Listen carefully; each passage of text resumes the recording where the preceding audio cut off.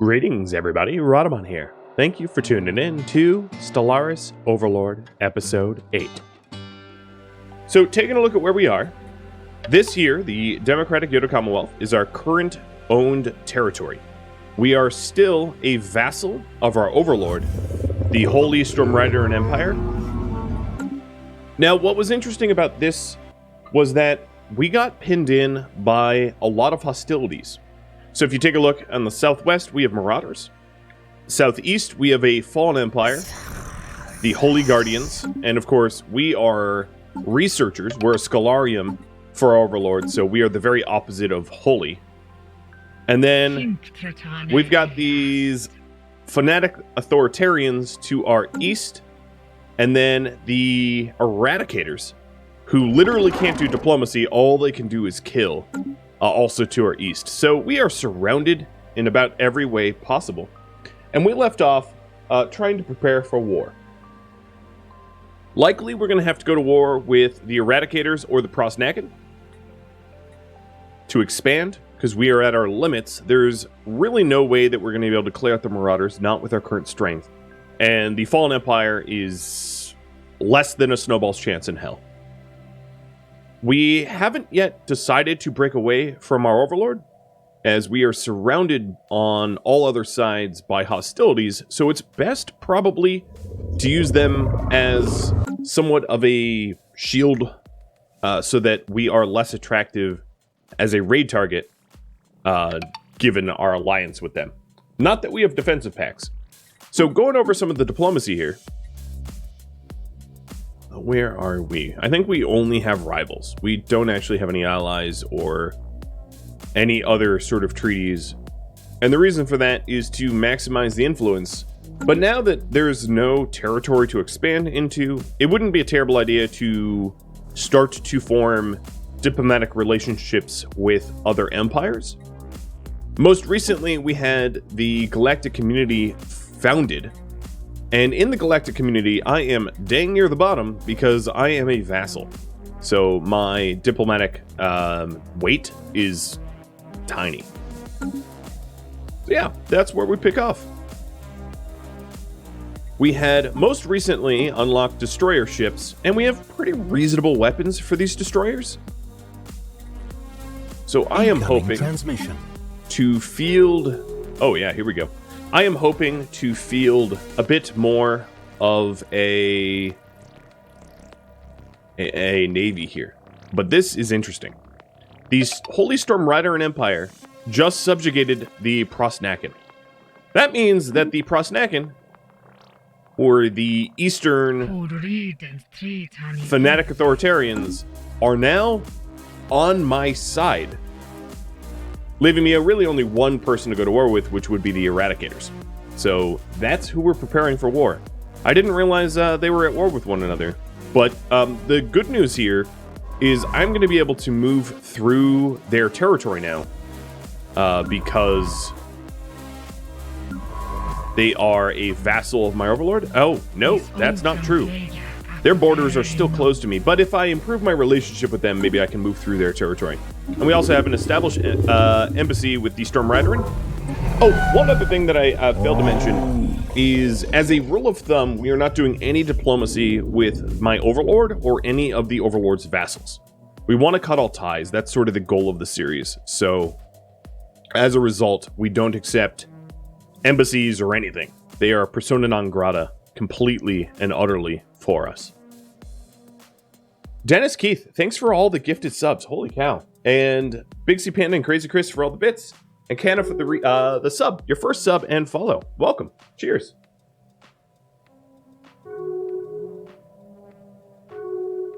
So all of you new subs, Velocity Girl got it. Trust in his wife. All of you new subs, if you are active in the chat continually, there is no raffle timers for this series. It's just rapid fire because there's so many things to name. Although at the moment, I seem bottlenecked, but that's okay. New technology discovered. And Zach Dyer, thanks for the gifted subs as well. We just unlocked ion thrusters. So these ion thrusters are going to allow the ships within regions move around quicker. So there's two types of mobility. Well, kind of three. But there is hyperlane jump speed. So let me show you this, because, of course, I haven't fully explained this. So your hyperdrive increases your speed that you jump from star system to star system, and then your thrusters allows you to move around faster. So combining those two together allows you to move more rapidly throughout the galaxy. So now that we have the ion thrusters, we probably want to retrofit our ships to use them. The issue, though, is that our corvettes don't have enough power to have these ion thrusters, so they were not automatically incorporated. What we either need to do is to install a reactor booster, which increases the cost of the corvettes by 5 alloys, to then put the ion thrusters in, which is what I'm going to do now. But ideally, what we're going to want to do is to unlock cold fusion, which is queued up and almost done. Actually, hang on a minute. I am not going to make these changes because cold fusion is coming so soon that it would just make it unnecessarily expensive to retrofit my ships basically twice. And different. Thank you for the resubs as well. Time to build tall? Yeah, I really don't have much other option other than to build tall. So building tall is where we'll go. New engineering research. I could get afterburners. Afterburners is actually one of my favorite accessories, so I didn't really explain this either. But there is this extra component slot for the ships that is not required and allows you to specialize the ships just a little bit. So the afterburner adds some speed. As you can see, sublight speed 10%, evasion 5%, and that's really nice to have, especially the evasion. But the afterburners for larger ships can be really helpful so that your fleet can move more rapidly. So sort of the concept is that corvettes, the small ships, move really quickly, and the larger your ships get, the slower they move on the map, which means your fleets move at the slowest common denominator. So if you have battleships that just truck along slowly, slapping some afterburners in them allows them to move around the map a little bit faster. So afterburners is definitely what I'm going to select. I'm a little tempted to get machine template systems for robot modification points, but I really only have like, what, one robot or something like that? So afterburners is what we're going to do. Speaking of how many robots I have, yeah, I literally have one robot because I've only assembled one. And the reason I only have one robot is our species is more specialized. So it's probably better for us to have our species instead of robots because our species is more productive. And then on top of that, our species can belong to political factions, robots can't. So as a result, robots don't add to our unity. Victor, thank you for the sub, and Marauder for gifting out a sub to ArtLav. All right. Torodanus here was getting colonized, and then I want to reinforce this fleet as much as I can.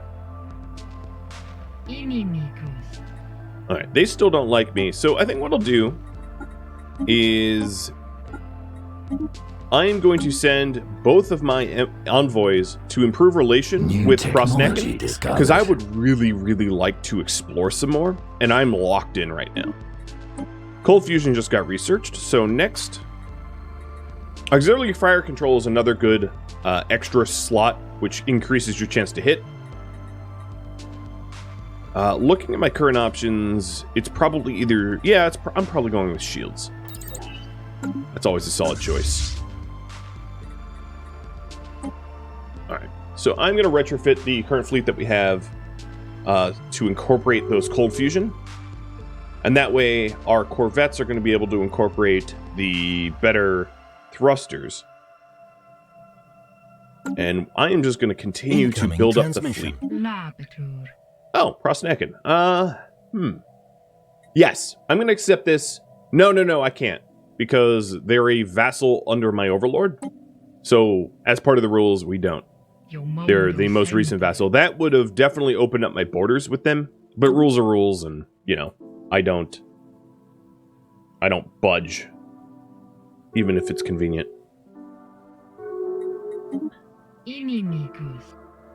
So another thing that I just realized is I had historically, and the Prosnakan just opened up their borders to me, so perfect. I didn't need to compromise anyway.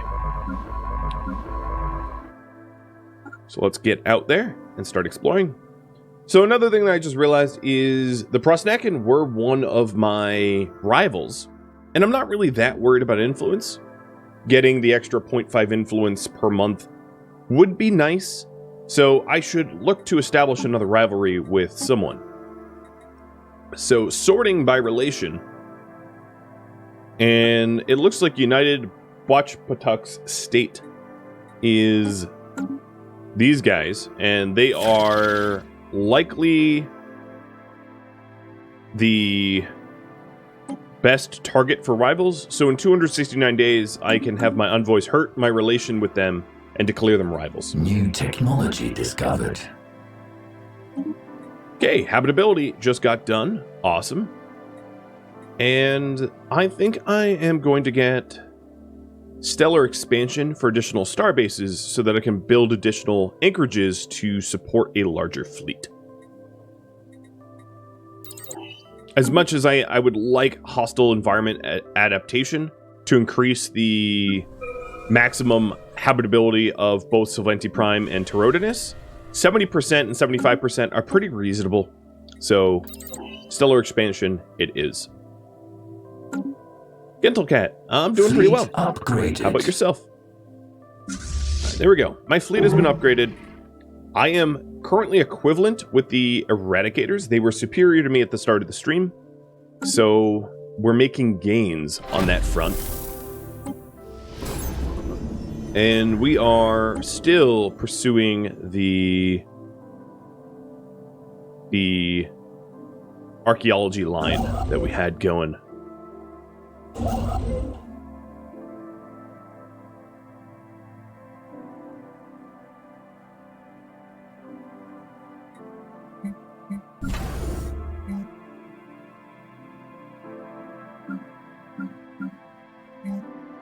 Okay. All is looking good. There is open jobs and housing on Sylvanti and Yoda Prime. Torodanus is about a year and a half out, slightly under 2 years, to be a formal colony that we had terraformed. I have Chrome Jr. heading out here to explore beyond our known borders. Your game is currently dealing with the contingency and the Great Tempest at the same time. That sounds pretty nasty. Even one of those is bad. So double, yeah, that's really bad. I'm guessing it's because, what, you just spun your tires on the Great Tempest? And then it... Incoming transmission. It sprung up. For those that don't know what those things are, they are crisis events. And generally speaking, you only have one crisis event at a time. Unless you, hate to say it, do something incredibly wrong. Because the idea is that you resolve your crisis event to move on to the new one. So I'm going to focus on building alloy foundries. Because if we want to expand our fleets, that is something I'm obviously going to need. Let's still off some resources to try to buy... Oh, 10k? No, I'm not going to be able to buy that. Buy as many alloys as I can to reinforce the fleet as much as I can. So taking a look at the corvettes, they have automatically incorporated the ion thrusters and the cold fusion reactors, so I don't need to manually do that. That's great.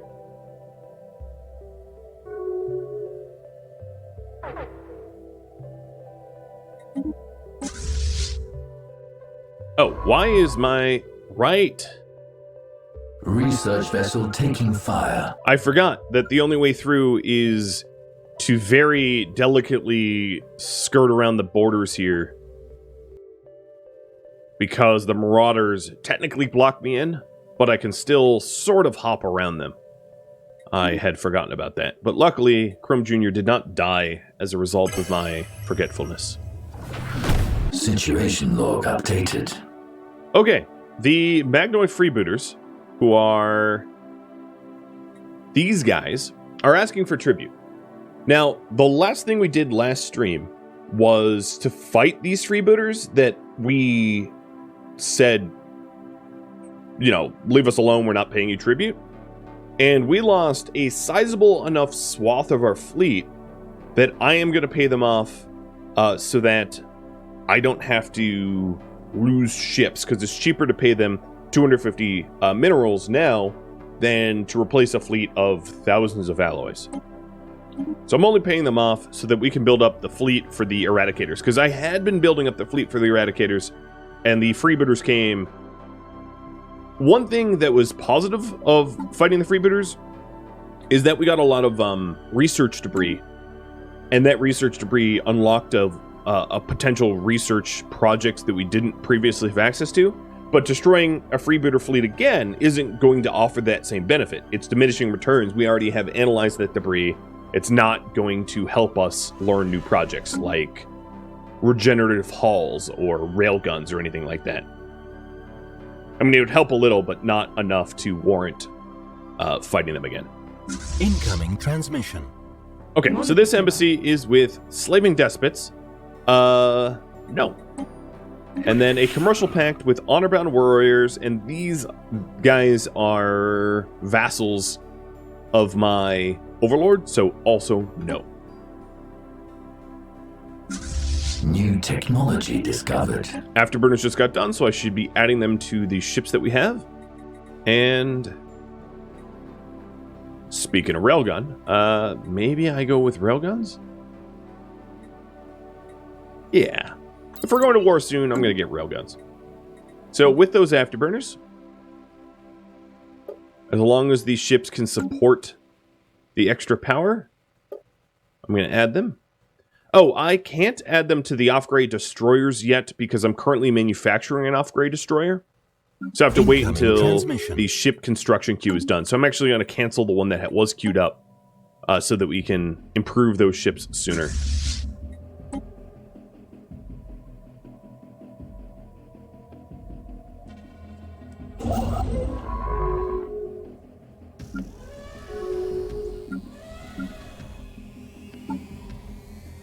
Pretty soon here, we will have Prosperity completely finished, which will give us our second Ascension perk.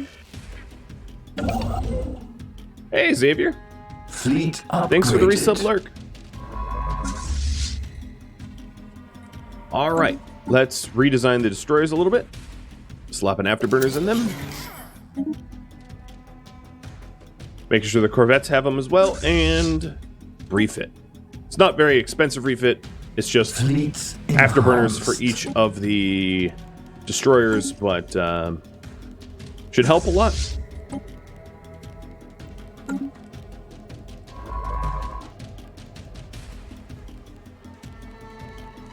Oh, here is another consecrated Gaia world, the Emerald Mausoleum.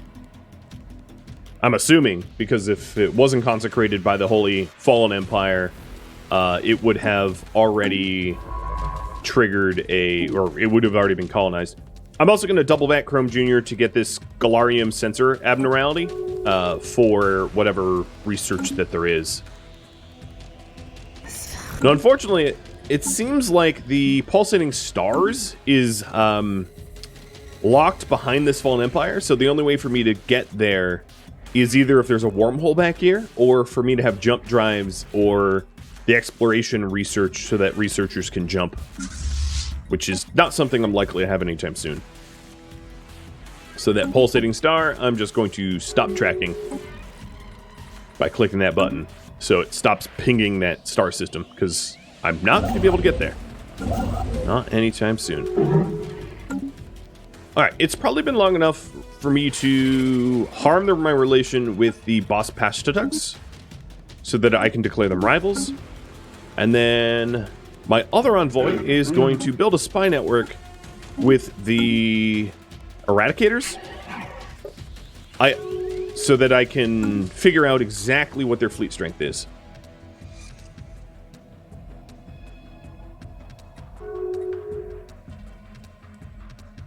Colony founded. Nice. Torodanus is now a colony. So Torodanus, if we take a look at the features, it has... So Sylvanti is already aggro world. Torodanus has a lower building cost, but it doesn't really have any specific things that it would do best. It doesn't have any modifiers where it's like more research or more alloys or something like that. So it's probably going to be a mining forge world. So let's start off by building a mining district, and I'll have it specialized as a forge world to try to make as many alloys as I can.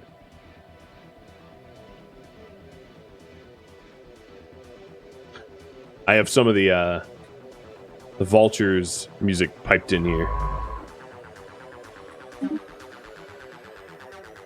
One of the things I actually wanted to poll is what soundtrack to listen to. In-game Stellaris, my space ambient mix, or space ambient plus Vultures. Research project concluded. You can pick. There you go. So there we go. Engineering cache of 3,000 engineering research. Quite nice. It also leveled up Chrome Jr., giving him computing. So if you take a look at like how much research that is, I need 4,000 engineering research for railguns. So it's a pretty significant swath of research that just gets done instantly.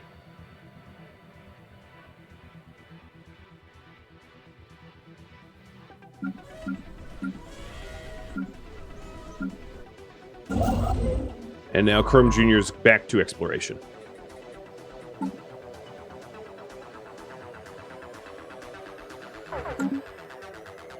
Alright, my intel on the Eradicators is falling. Oh, and the archaeology site just finished. So, another Grunier data crystal has been unearthed, detailing a series of military orders, including the coordinates of another former Baal colony. Our archaeologists, eager to further unravel the history of these two foes, are uploading the data now. Situation log updated. So, the next colony is where?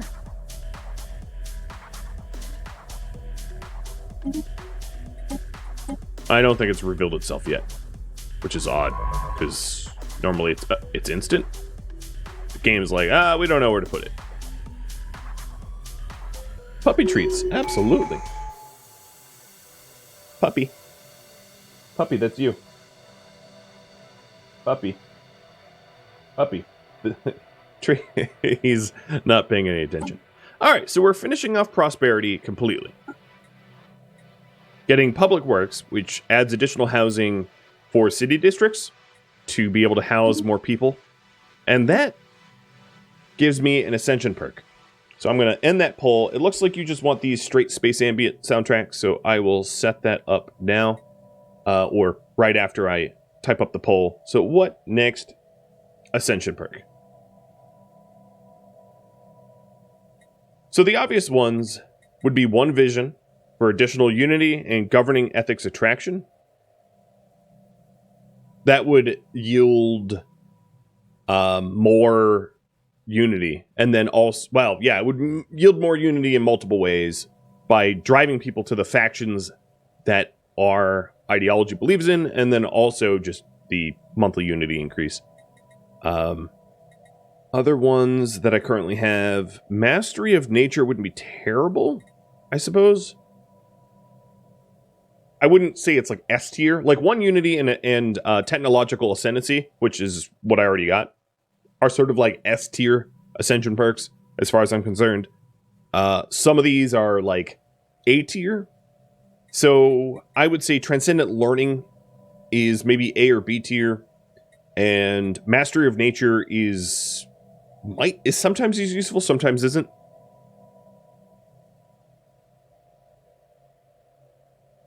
Mastery of Nature, what it does is it allows you to expand your worlds a little bit more.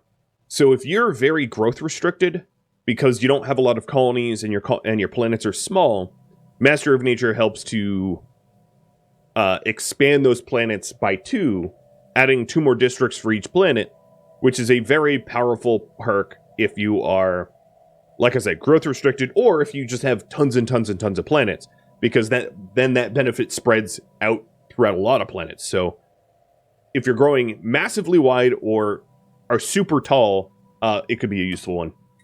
And then Transcendent Learning allows your leaders to level up faster and level up higher so that they become more powerful. So there you go. You can pick the perk, and let me fix the soundtrack.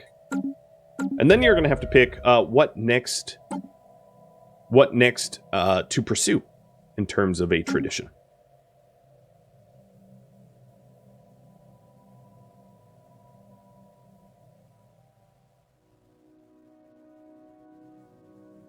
All right, there you go. Soundtrack changed. So, Spicy Jazz, where are you even supposed to go? Let me see. Precursor of the Baal. Oh, what the? Game. You're pissing me off, game. So, the next Baal colony is also behind these freaking Fallen Empire stupid people that have their borders closed to me. There might be a path around, but like it kind of doesn't look like it, because I doubt this star connects to that star. Selomni, Citizen Commonwealth. We'll have to see. So that's something that Chrome Jr. can go explore. I just got super screwed. If you don't understand how bad this is my precursor chain, and I'm not going to be able to do my precursor chain unless I gain access to this colony anytime soon.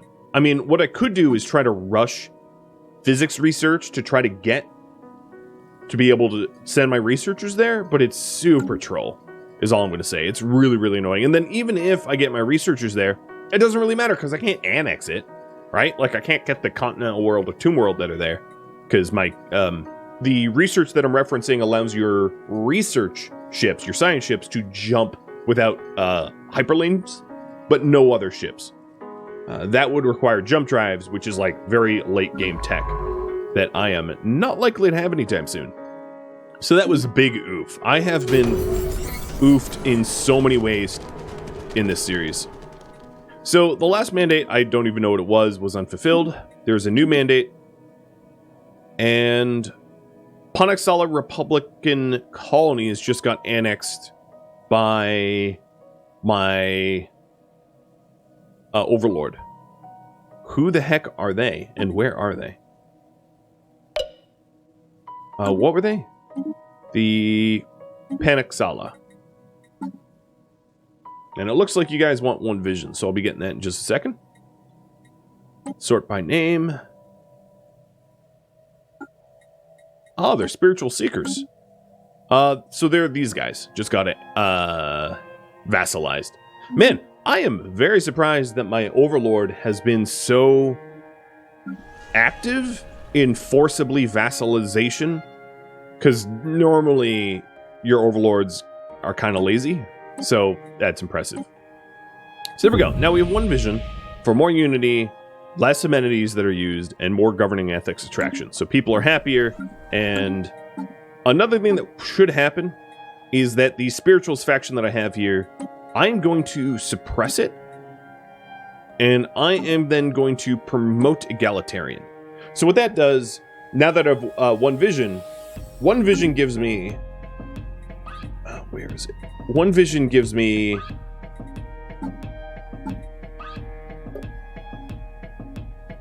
Should it be... Oh, yeah. One vision gives me the governing ethics attraction, which drives people to my governing ethics here, egalitarianism and materialism. And then I am also suppressing the spiritualists, and I am promoting the egalitarians to try to drive my population to become egalitarian instead of being spiritualist, because spiritualism is not, conducive to the empire that we have here. The other thing I might be able to do to suppress, because there's a few different things, there might be some edicts. So encouraging political thought, I could pay for. It would cost me out the nose because I have... Oh, let me get rid of terraforming gases now that I have terraforming the planet. Because I'm already over my edicts fund, so I'm not going to do it. But encouraging political thought increases the chance that people shift their ethics. No, I'm going to do it. Let's get rid of research subsidies and put encourage political thought. And then also enable map the stars. Because I do have this guy from Junior starting to explore again. So what I'm doing is I'm trying to do everything I can to drive people out of the spirituals faction and into egalitarian. So if we take a look here, the approval is 0. They're very, very unhappy. But the support is 24%. But if we take a look up here, due to its current attraction value, we expect around 3% of our population to embrace this ethic. So, given time, I will lower my spirituals. Another thing that I could do is to put at least one robot on each planet. That would help out as well. So if I take a look at my planets here, Yoda Prime has a robot. Savanti could use a robot. So I'm actually going to replace this alloy forge with a robot assembly and then put a robot assembly here. The reason being, if we take a look here at the attractiveness, a pop lives on a planet with robotic pops lowers the spiritual's ethics attraction by 75%. So if I put one robot, a token robot in each planet, it pisses off the spiritualists and they're less likely to be spiritualists. Patrable, thank you for the bits. And Feynor, thank you for resubbing. And you hit a 1 year. Nice. And Arshiznay, thank you for the follow. So yeah, I'm going to focus on trying to kill the Spirituals faction, led by scientist Big C Panda. Yeah, sorry Big C. But I'm going to do everything I can to shut you down. What is Big C Panda anyway? He is my engineer. Okay. Sure, dude.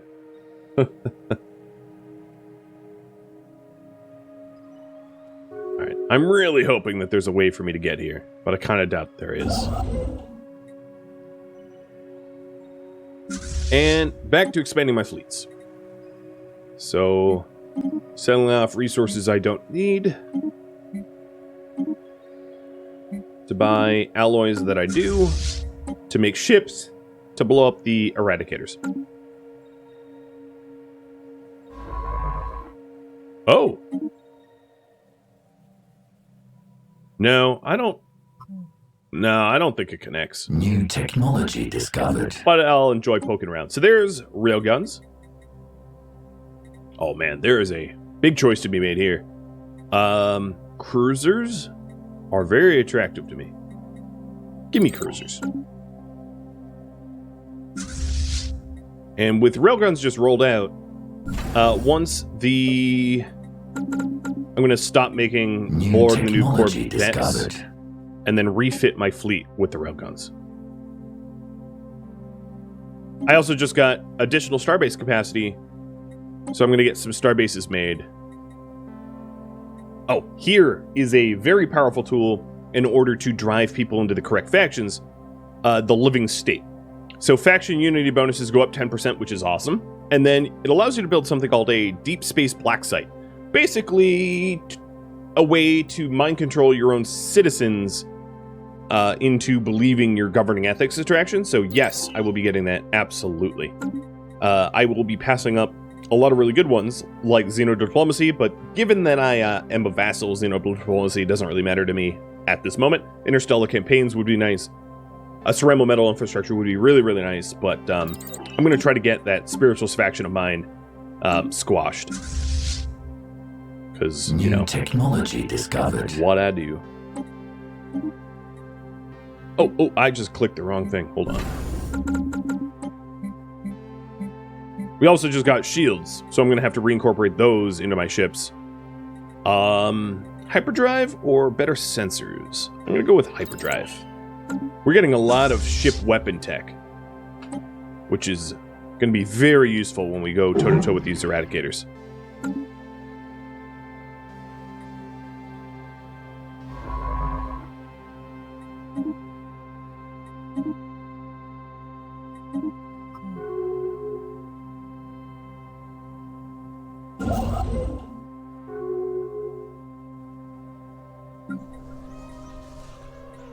I'm going to need more workers, or more work spaces here on Yoda Prime. Alright, we're all set there.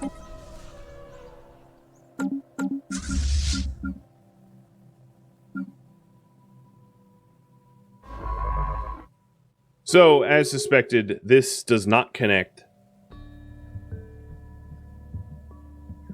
Oh well. Just my luck.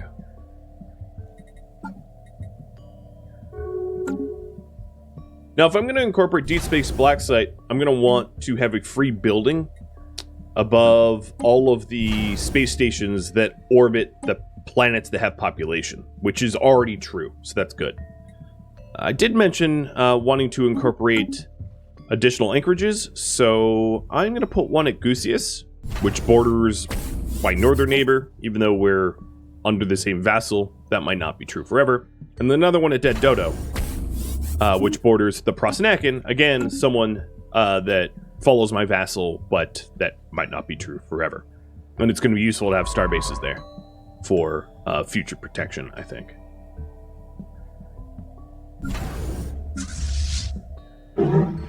Pretty soon here, with any luck, the fleet strength of the Avandari Eradicators will be inferior to me if I keep ramping up my fleets. But even then, I could go to war with them prior. It just might be a little tough because we're evenly matched, so I'll take more losses.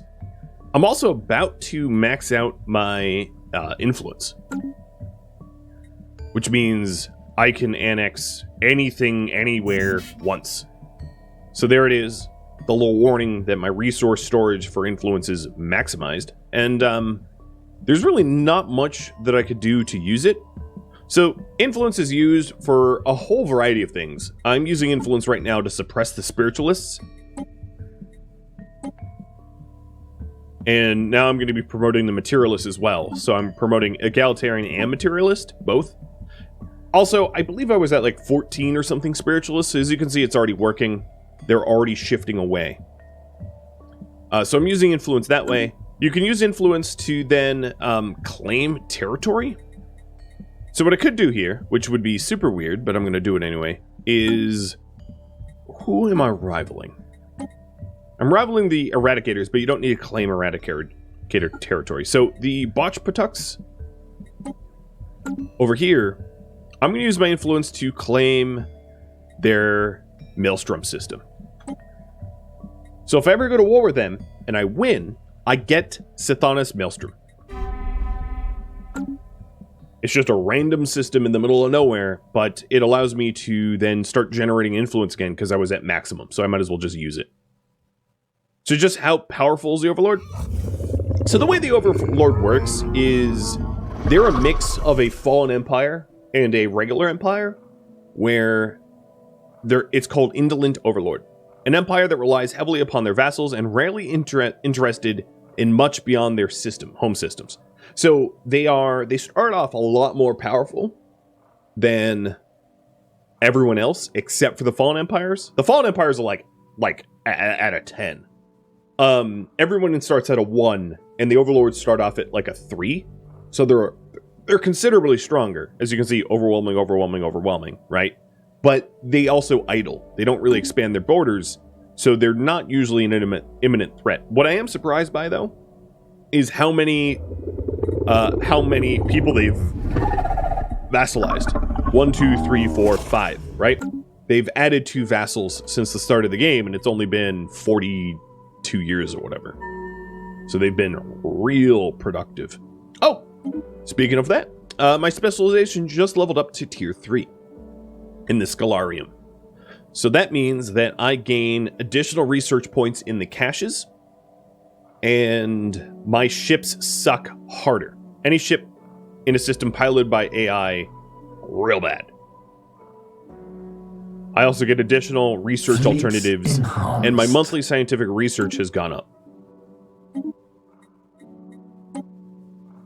So here are the terms. I'm forced to pony up 30% of my research. What I could start to try to do is to use my influence to have them subsidize more of my economy. Oh man, I'm allowed to make these changes? I love this. Alright, I am going to try to alter the deal here. So here's the current contract with my overlord. Integration, meaning they could absorb me, is prohibited, which is good. Diplomatic freedom. So that is my ability to vote in the in the galactic community, and I was originally restricted from voting, but I'm saying I would like to alter the contract for me to be independent. As far as expansion, right now it's regulated. The indolent overlords do not allow their vassals to expand freely, so I can't alter that. In terms of contribution, they are going to pay me energy credits, minerals, and food, considerable amounts of it. They are going to pay me, well, actually, let me take more alloys and consumer goods. So they're going to be paying me basic, advanced, and strategic resources. And I'm also removing the holdings so that they can't build buildings in my territory. And that is my alteration of the contract. And I think, yep, there it goes. They've accepted it. Because I have been contributing considerably and are on good terms with them. So now, my economy will explode as a result. Absolutely explode. I'm very, very happy about that. And that did take some influence to do, but not too much. So,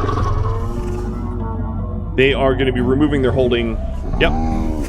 Their holding is now destroyed. And I now have my economy seriously subsidized. So I am getting 18 alloys per month from him, 32 consumer goods, 20 food, 35 minerals, and 78 energy credits.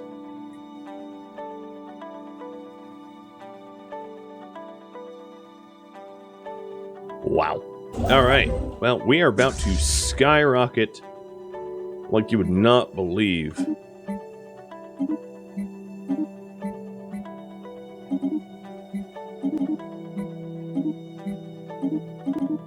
So let's roll that fleet out.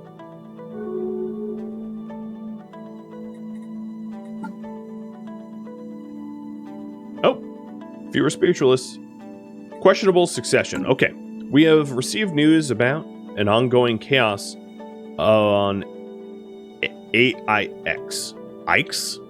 I don't know. Following the sudden death of Foam Pennant Lure. The unpopular Ness Pennant Lure has taken the throne for herself with the help of the military. So it's a military coup. Cool. Much to the chagrin of her siblings and the people of Ix. After the troublesome rise of Ness, many have started questioning the right of the Holy Storm Riding Empire to dominion over us. If they cannot keep their own capital peaceful, what hope do they possibly have to keep the rest of us safe?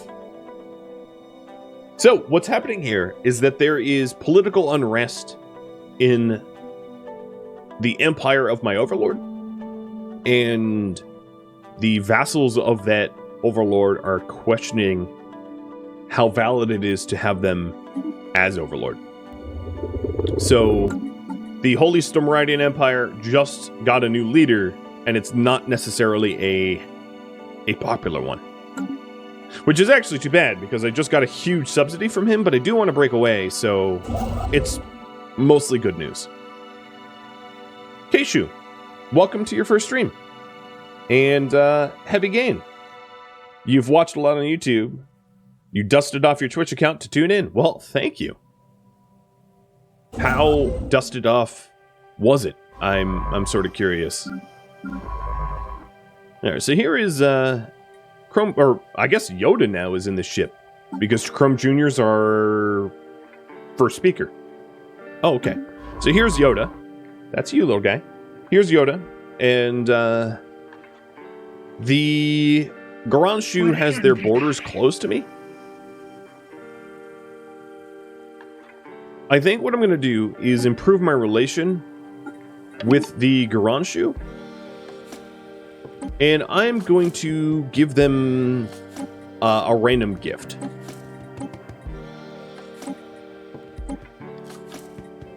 So that I can encourage them to open their borders with me. Because I would like to explore a little bit more. So that also means ending my... No, I don't have a rivalry with them. Okay.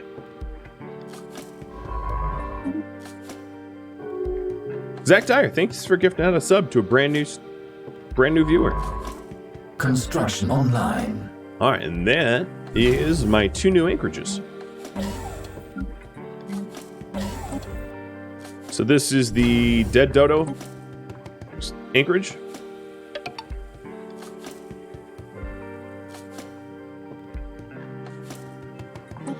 It'd be nice if I could spell that. And then this is the Spicy... No, that's not new. This is the Gusius anchorage. Incoming transmission. Research deal with whom? Nope, can't do it. You are my vassal's... My Overlord's vassal.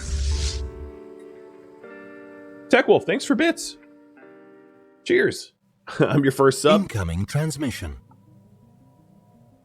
Or I'm the first streamer you're sub to. There's a lot of people that gift out subs in this community, like Zach Dyer and many others. I am blessed. Receiving transmission. I kind of hate that word because it's overused, but that's how I feel. The Helzen Enlightened Kingdom. So they are pacifist, materialist. They are... I'm going to accept this. So it's these guys out here, and we share pretty similar ideologies, and they also happen to be bordering my rival. They actually probably reached out for an embassy because they hate my rival as well. Yeah, they're rivaling one another. So any of my enemy is my friend. They could be potentially a really good ally, although their fleet power is pathetic, so that's not maybe a great ally. Been there, done that, it sucks. How do you advance in this game? Incoming transmission. Winky Pinky, I'm not certain I even understand the question. Hantok Galactic Hierarchy wants a research agreement with me? Nah, I don't like research agreements because it shares my research with them. So another thing you might see is that my naval capacity max is totally messed up because of my tier 3 Scalarium penalty. So I really need these anchorages to be able to offset that badly. Incoming transmission. Commercial pact with them. I will do a commercial pact though. That I will do. Thank you for tuning in to Stellaris Overlord, which originally streamed live on Twitch May 31st. If you have any feedback or questions for me, let me know in the comments below. If you would like to catch a live stream of mine, Rhadamant.com has my stream schedule and countdown timers to upcoming streams, and my channel banner on YouTube and Twitch has my schedule as well. If you'd like to join my gaming community, Rhadamant.com has a link to Discord, as does the description of this video. Thank you so very much for watching. A special thank you to my Patreon patrons, Twitch subscribers, and viewers like you that support the channel. I'll catch you next episode or an upcoming stream. Stay safe out there, Space Cowboys.